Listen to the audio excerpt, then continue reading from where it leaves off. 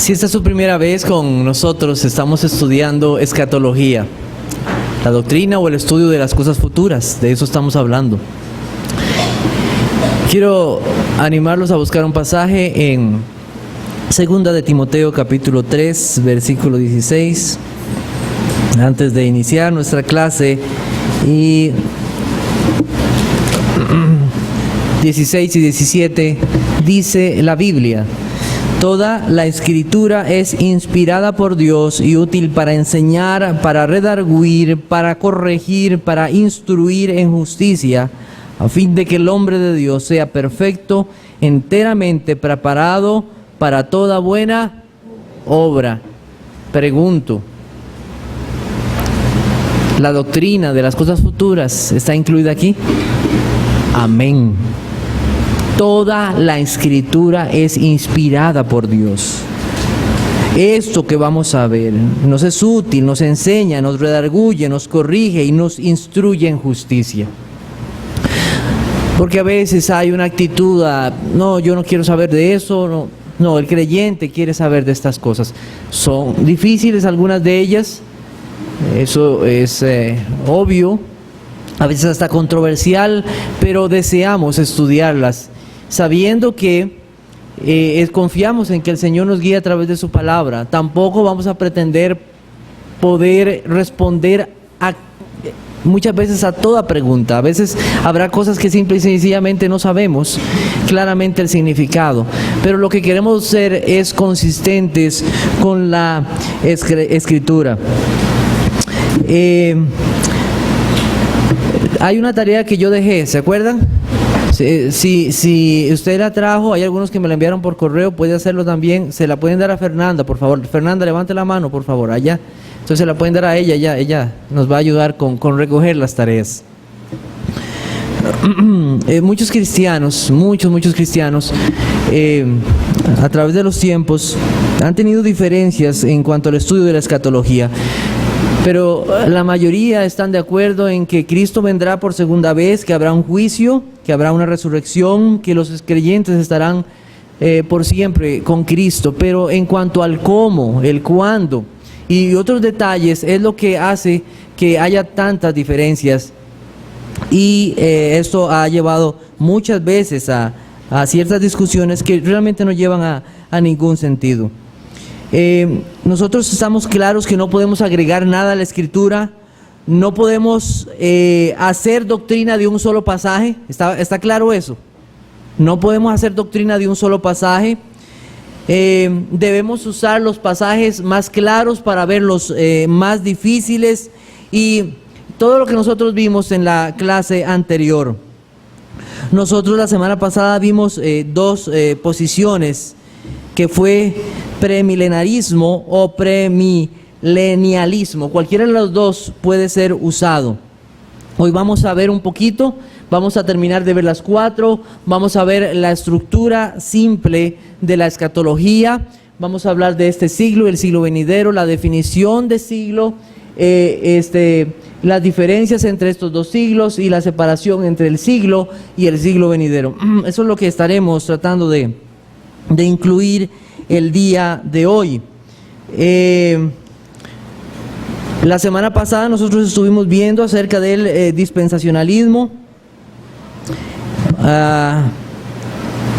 premilenarismo, igual. Esta es una forma de explicar que Cristo vendrá antes del milenio. La palabra milenio significa 1000 años, ¿está bien? Eso es lo que significa, básicamente. Si lo tomamos literalmente, que se describe en Apocalipsis 20, entonces pre es antes de ese tiempo, antes de lo que está escrito en Apocalipsis 20, y básicamente los dispensacionalistas o premilenialistas lo que dicen es que hay una diferencia entre Israel y la iglesia, que no son lo mismo, que Dios tiene dos planes diferentes, uno para Israel y otro para la iglesia, y que este plan se ha llevado a cabo en distintas épocas. Además, este plan incluye dos regresos de Cristo, uno visible, uno invisible primero para el mundo, visible para los creyentes, y otro visible para para el resto del mundo. Ese momento invisible para el mundo y visible para la iglesia es lo que se llama el rapto, lo que dicen el rapto. El tiempo que sucede el rapto tendrá un tiempo de 7 años que se llama la gran tribulación. Vamos a ver si aquí he puesto un poquito más de detalles. Ok, muy bien, ahí los pueden ver si usted quiere copiarlos o verlos. También estas presentaciones las estamos subiendo y usted puede preguntarnos para ver todo el detalle.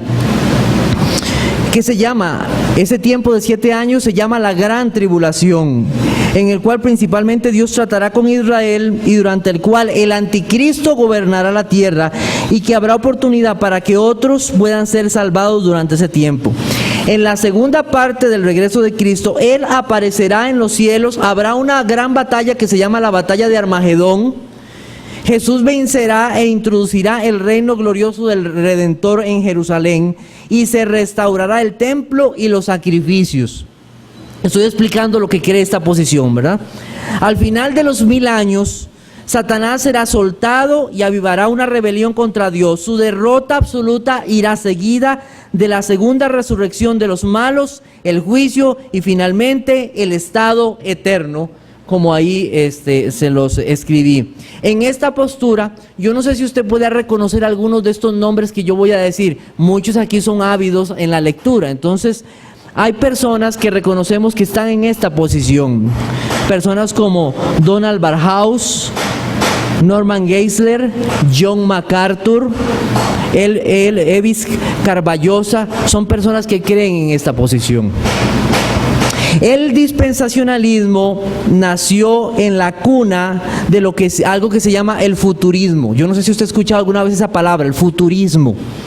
Es una teoría de la interpretación de la profecía que abarca principalmente Apocalipsis. Todo lo que está en Apocalipsis es futuro, futurismo. De ahí nació, esa fue la cuna de lo que lo llevó adelante.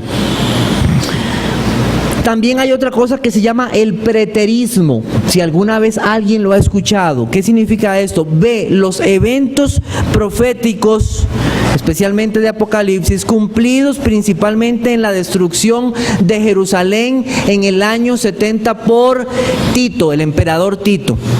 Eso es algo que está en la historia, no está en la Biblia, está en la historia, para que lo sepan. Y hay algo que se llama el historicismo, que ve los acontecimientos de Apocalipsis cumplidos a través de la historia de la iglesia. Esas son 3 posiciones. Tal vez usted las ha escuchado, entonces las he puesto acá para que usted las tenga con más detalle.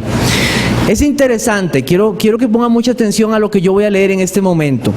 La teoría del rapto antes de la tribulación es una novedad del año 1830.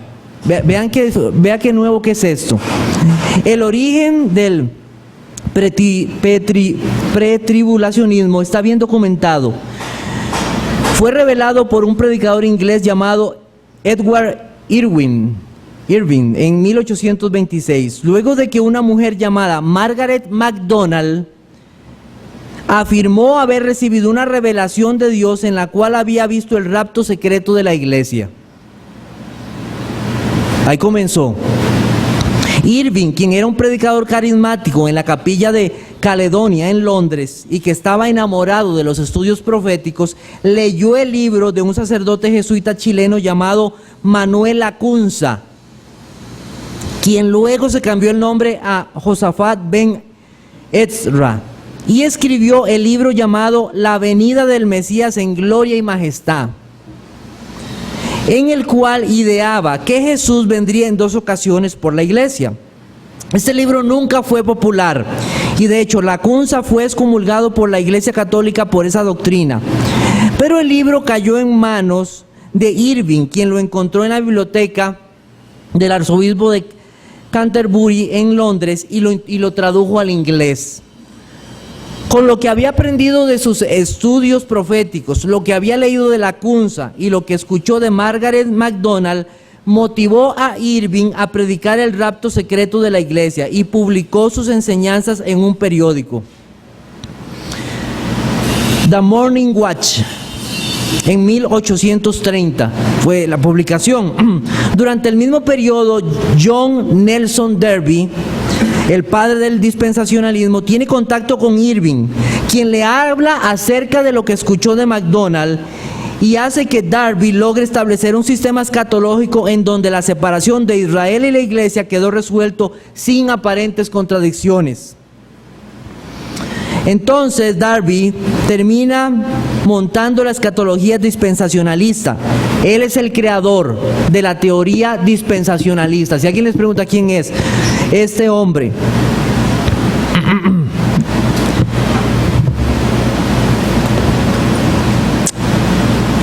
en donde la iglesia es raptada a los cielos antes del tribulacionismo. Y luego de un periodo de 7 años de tratar con Dios, con Israel, viene Cristo en su segunda venida e inicia el milenio. No fue hasta 1839 que Darby ya tenía terminada esta escatología dispensacionalista que incluye el rapto pretribulacional. ¿Alguien ha escuchado de la Biblia Scofield? La Biblia Scofield incluye esta teoría del dispensacionalismo, sacada por este hombre Darby. Entonces de ahí nació la teoría del rapto en 1830. O sea, antes de eso, la iglesia nunca había creído algo así. Que usted considere estas cosas. Después de esto nosotros vimos el premilenarismo histórico. La mayor diferencia en ellos es que no hay una diferencia entre Israel y la iglesia, pero sí se cree que habrá un regreso de Cristo antes del milenio. Entonces ahí ustedes pueden ver la figurita, cómo está. Ellos se adhieren a algo que se llama el quiliaísmo, que viene de la palabra mil, del griego, kilio, mil. Nosotros tenemos kilo, ¿verdad? De ahí viene. Por causa de su enfoque de que la iglesia será arrebatada para recibir a Jesús en el aire y de inmediato escoltarlo a la tierra, a fin de establecer su gobierno de 1000 años literales, donde la iglesia es el nuevo Israel. Entonces ahí ustedes lo pueden ver. Entre los proponentes de esta postura se encuentran Charles Spurgeon, George Eldon, Francis Schaeffer y Albert Mohler. Tal vez usted ha escuchado alguno de esos nombres en libros escritos. ¿Por qué la palabra histórico? ¿Por qué dicen que es histórico? ¿A qué se refiere con que es histórico? Se refiere a que es histórico porque muchos creen que es la posición más antigua que cree la iglesia. Muchos creen eso, que es la posición más antigua. No estoy diciendo que sea lo verdadero, que muchos dicen esto. También deseo aclarar algo que dije la semana pasada con respecto a esta posición, porque mencioné algo de la teología del pacto. Lo que quiero decir es que hay muchos que creen en esta posición, que creen en la teología del pacto, pero no significa que alguien que es premilenialista histórico tiene que ser de la teología del pacto o inversa. Es que hay algunos que creen en esto. Entonces no quiero que lo vayan a asociar. Hay algunos que creen en esto, no son la misma cosa. Ahora veremos la tercera posición.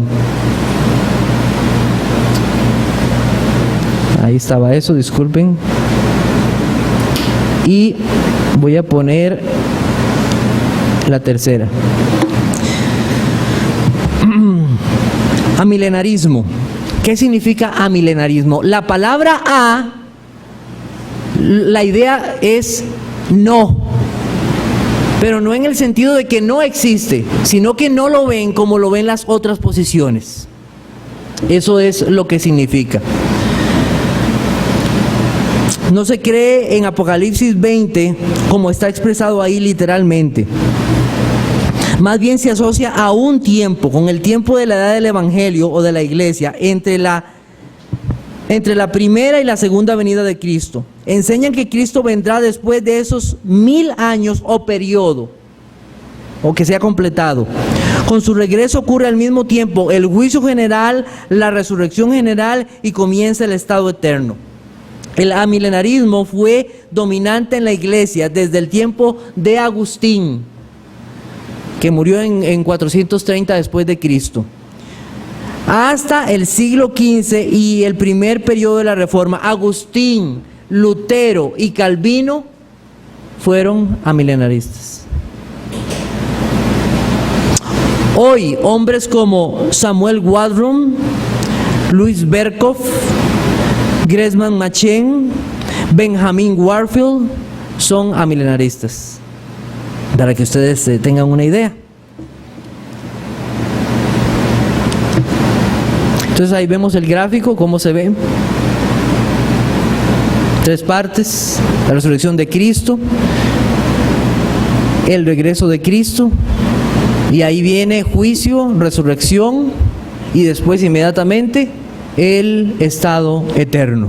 Entonces así es como lo ven. Después tenemos la cuarta posición. Yo quiero decirle que hay algunas posiciones como intermedias, pero esas son las básicas, las más importantes. Entonces, postmilenarismo. Post, ¿qué significa? ¿Qué es post? Después, exactamente, vamos bien ahí. Post, pre, antes, post, después. ¿Verdad? Y no, es que no se ve como lo ven los otros, para que sepan, nada más. Ok. Muy bien, entonces Cristo vendrá después del milenio. Principalmente creen que la iglesia experimentará un avivamiento a proporciones enormes hasta que el mundo sea un lugar receptivo a la venida de Cristo.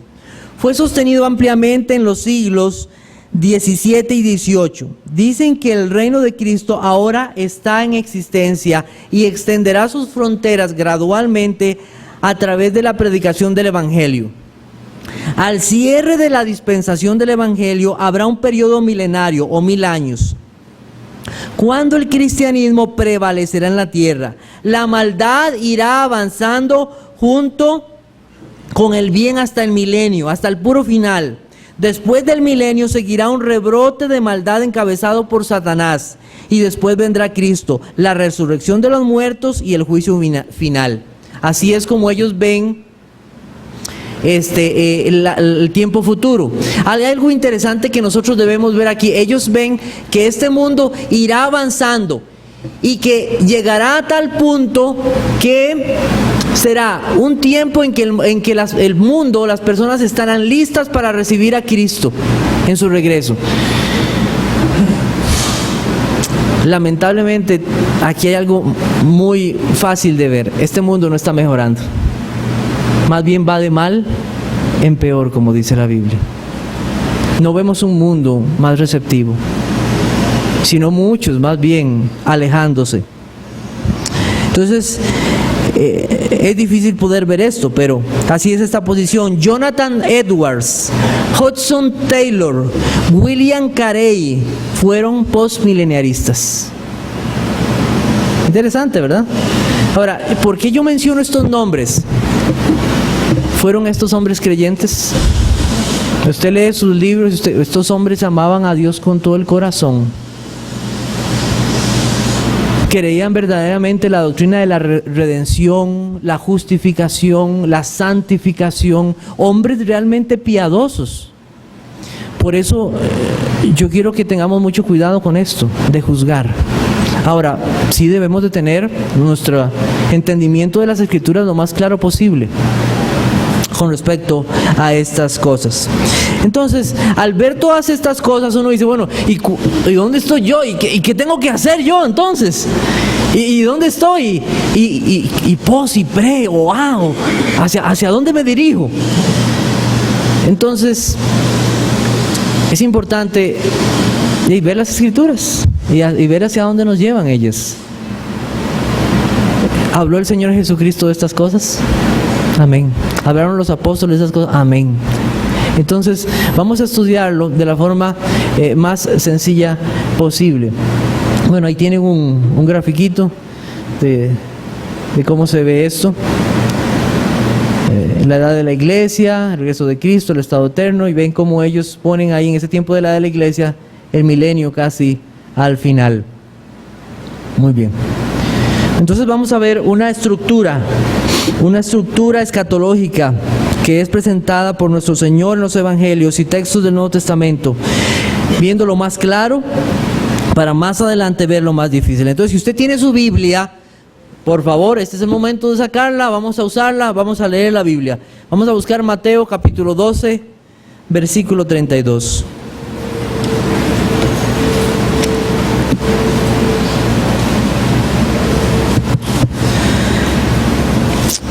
Yo voy a leer una serie de pasajes y después vamos a referirnos a ellos. ¿Está bien?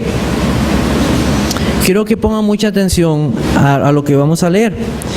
Mateo 12, 32. A cualquiera que dijere alguna palabra contra el Hijo del Hombre le será perdonado, pero el que hablare contra el Espíritu Santo no le será perdonado, ni en este siglo, ni en el venidero. Vamos a Marcos capítulo 10, versículos 29 y 30.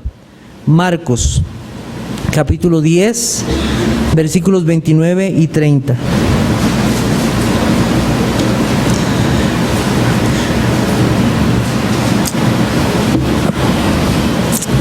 Dice, respondió Jesús y dijo, de cierto os digo que no hay ninguno que haya dejado casa, o hermanos, o hermanas, o padre, o madre, o mujer, o hijos, o tierras, por causa de mí y del Evangelio, que no reciba 100 veces más ahora, en este tiempo, casas, hermanos, madres, hijos y tierras, con persecuciones, y en el siglo venidero, la vida eterna. Lucas 20, 34 al 36. Lucas 20.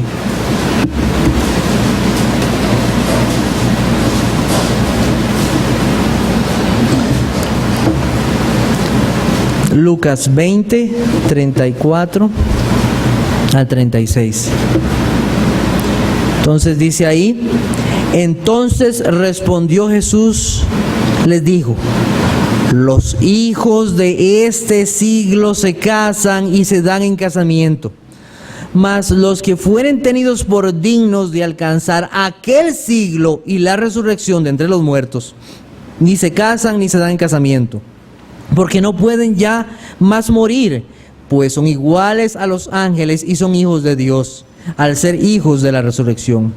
Pero en cuanto a que los muertos han de resucitar, aún Moisés lo enseñó en el pasaje de la zarza, cuando llama al Señor Dios de Abraham, Dios de Isaac y Dios de Jacob. Vamos a buscar 1 Corintios capítulo 3, versículo 18. 1 Corintios capítulo 3.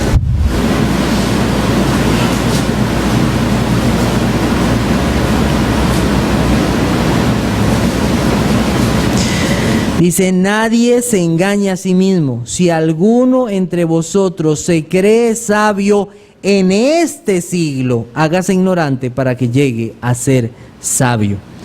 2 Corintios capítulo 4, versículo 4.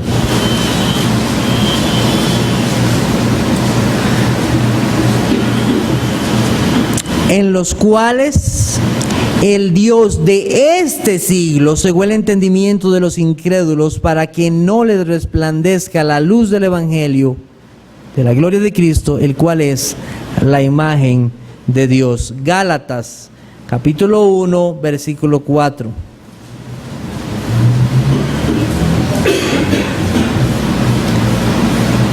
El cual se dio a sí mismo por nuestros pecados, para librarnos del presente siglo malo, conforme a la voluntad de nuestro Dios y Padre. Primera de Timoteo capítulo 6. Primera de Timoteo capítulo 6, versículos 17 y 19. Primera de Timoteo 6, 17 al 19. A los ricos de este siglo manda que no sean altivos, ni pongan la esperanza en las riquezas, las cuales son inciertas, sino en el Dios vivo, que nos da todas las cosas en abundancia para que las disfrutemos. Que hagan bien, que sean ricos en buenas obras, dadivosos, generosos, atesorando para sí buen fundamento para lo porvenir, que echen mano de la vida eterna. Y finalmente, Tito capítulo 2, versículo 12. Tito 2:12. Enseñándonos que, renunciando a la impiedad y a los deseos mundanos, vivamos en este siglo sobria, justa y piadosamente. Voy a hacer una pregunta.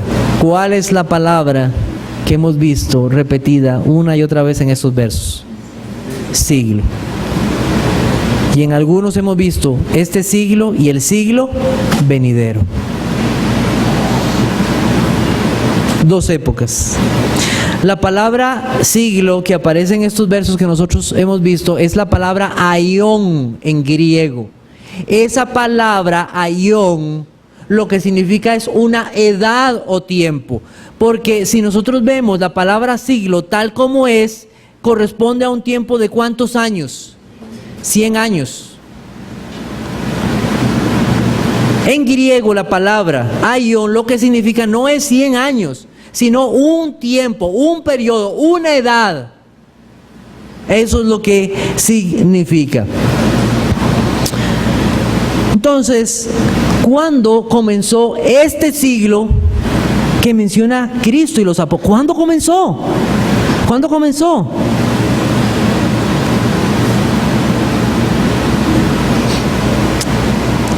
Antes que eso, nada más quiero hacerles notar que hay versículos en la Biblia que hablan que este siglo al cual estamos hablando, esta edad, tiene diferentes tiempos. Vamos a buscar un ejemplo, dos ejemplos. 1 Corintios 10:11, por darles un ejemplo, para que tengamos una idea, porque estos versículos los vamos a leer en nuestras lecturas. Vamos a ver, 1 Corintios 10:11 es un versículo, dice: y estas cosas les acontecieron como ejemplo y están escritas para amonestarnos a nosotros, a quienes han alcanzado los fines de los siglos. Pero hay un fin, pero habla de siglos.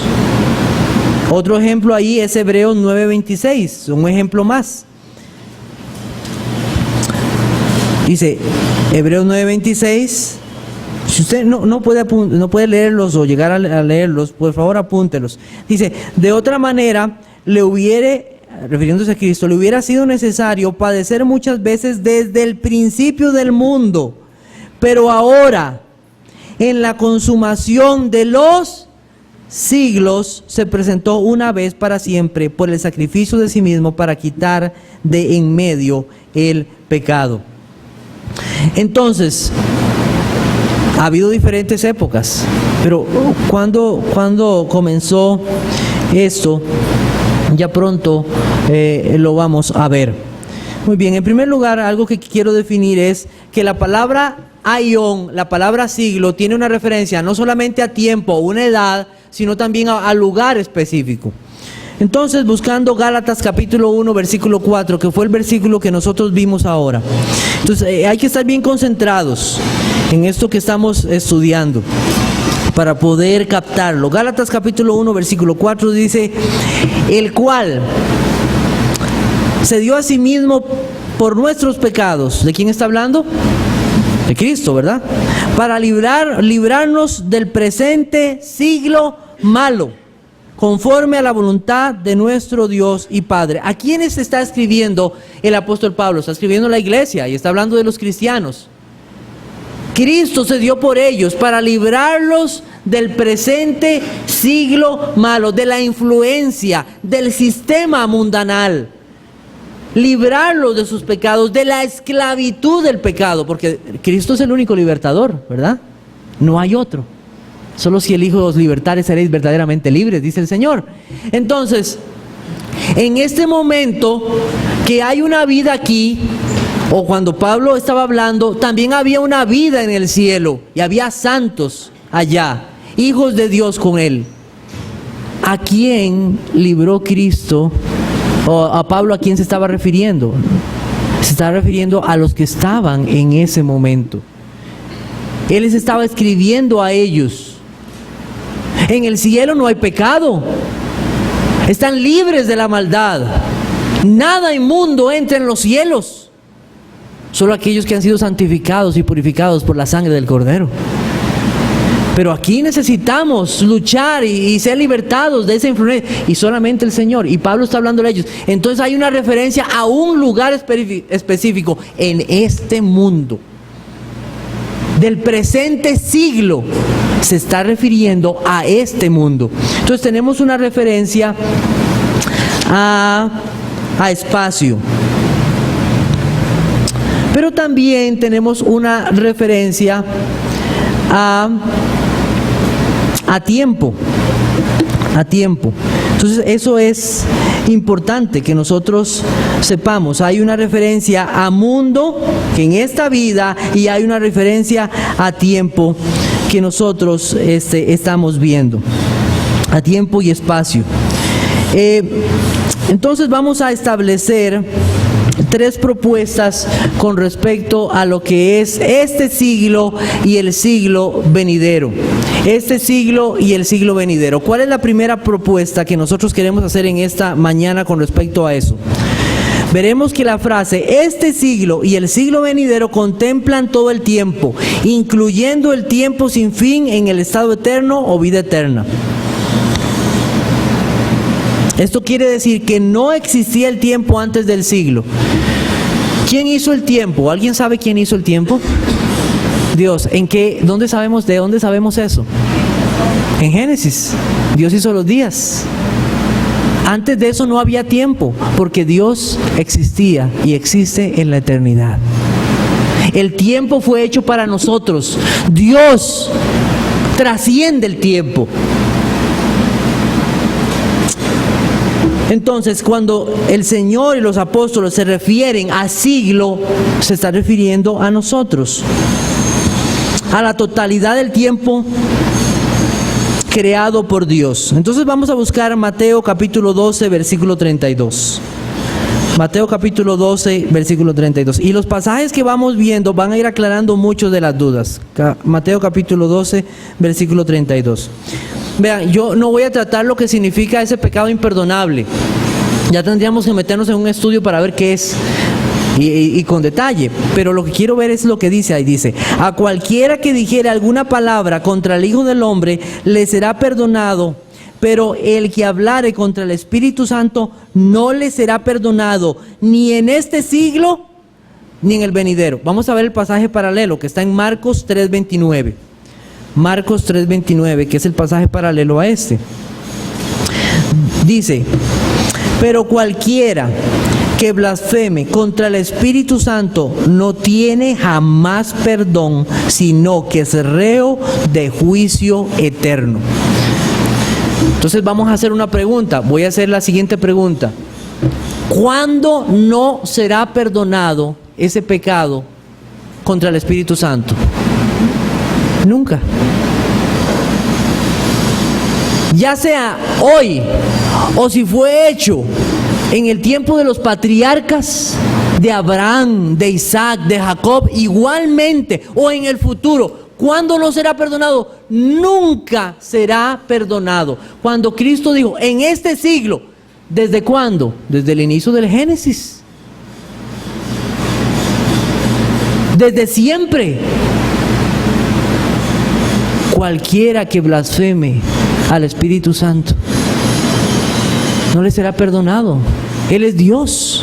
O en el futuro, igualmente. Entonces, ¿qué es la idea de ahí? Que nunca será perdonado. Entonces, este pecado incluye todos los tiempos. La frase este siglo se refiere a la totalidad del tiempo. ¿Me están siguiendo? Sí. ¿Me estoy explicando bien? A veces es difícil poder explicarlo y saber si todos están captando. Decía, una vez estaba llevando una clase y nosotros necesitamos la guía del Espíritu Santo para recibir estas cosas y poder entenderlas. Pero decía un amigo, profesor, que una vez me estaba dando una clase, que él estaba dando una clase a unos japoneses. Y dice, ¿cómo le explico a estos japoneses? Y él les trataba de explicar en inglés. Y dice que él se daba cuenta que los japoneses captaban cuando hacían así, ping, ¿verdad? Yo espero que algunos hagan bim, ¿verdad? Y puedan, que el Espíritu Santo nos ayude a entender estas cosas. Vamos a ver Marcos 10, 29 y 30. Marcos 10, 29 y 30.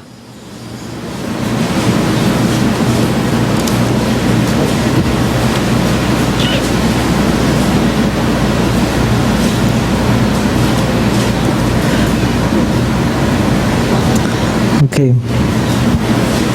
Dice, respondió Jesús y dijo, de cierto os digo que no hay ninguno que no haya dejado casa, o hermanos, o hermanas, o padre, o madre, o mujer, o hijos, o tierras, por causa de mí y del Evangelio, que no reciba 100 veces más ahora, en este tiempo, casas, hermanos, hermanas, madres, hijos y tierras, con persecuciones, y en el siglo venidero la vida eterna. Los apóstoles están preguntando exactamente por eso, y Pedro específicamente está preguntando, Señor, ¿y nosotros que lo hemos dejado todo? Bueno, y no solamente Pedro, hombres en el pasado, ¿verdad? Han dejado todo por Cristo y por el Señor. O sea, esto no se refería solamente a Pedro. Y nada más, no voy a entrar en explicar este versículo, pero solo quiero decir algo. ¿Cómo no serán reemplazados nuestros hermanos, nuestras hermanas, nuestras madres o padres e hijos por causa del Evangelio en esta vida? Porque el Señor está diciendo en esta vida. ¿Sabe cómo creo yo? Por medio de la iglesia. Porque en una iglesia yo tengo una familia. Yo tengo una familia. Y al final, nada más quiero que sepan, el versículo 31, habrá muchas sorpresas en el cielo. Algunos que digan, Señor, yo lo dejé todo. Mira, aquel que tú pensabas que no había dado nada, mira, para mí lo que Él hizo. Habrá sorpresas en el cielo. Habrá sorpresas. Pero lo que quiero dejar claro aquí es que esto no ha sido solamente este siglo, sino desde los tiempos del inicio, cuando el Señor está hablando de estas cosas, y en el siglo venidero, o sea, 2 eras. Este siglo y el siglo. ¿Y cuándo comenzó? Desde Génesis, desde el puro inicio de este mundo. No hay 3 tiempos, 4 tiempos, o 3 divisiones, o 5 divisiones. Según el Señor, nada más hay 2 divisiones: este siglo y el siglo venidero. La historia de la humanidad y la eternidad. Vamos a buscar 1 de Timoteo capítulo 6, versículos 17 al 19. Son versículos que hemos leído. 1 de Timoteo 6.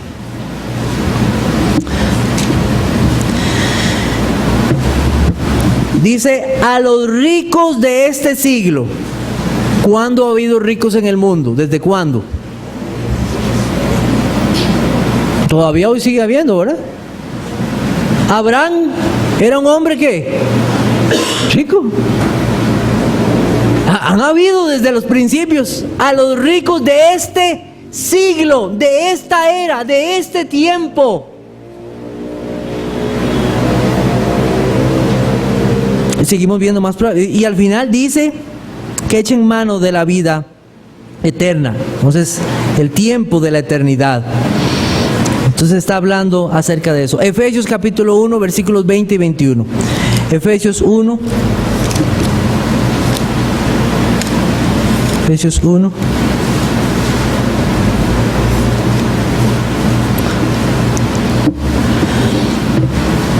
Vamos a ver, hablando de Cristo, dice,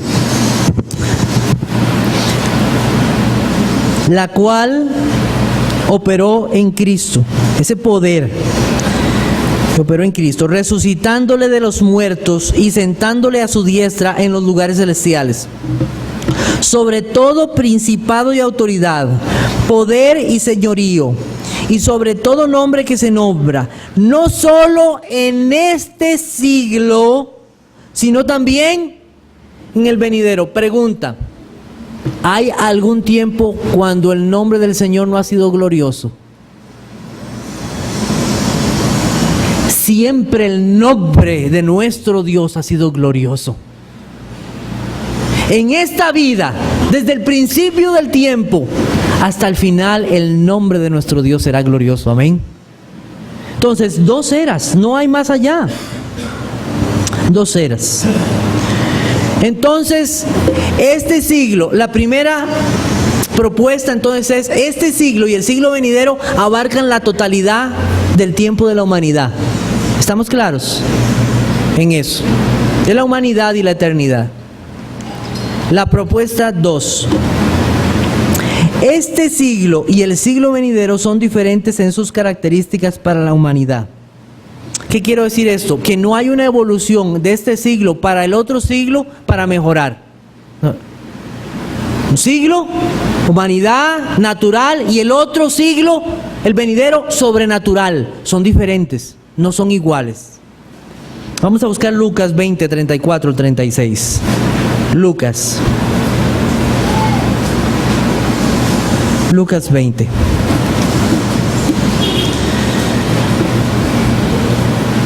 El tema aquí es la resurrección.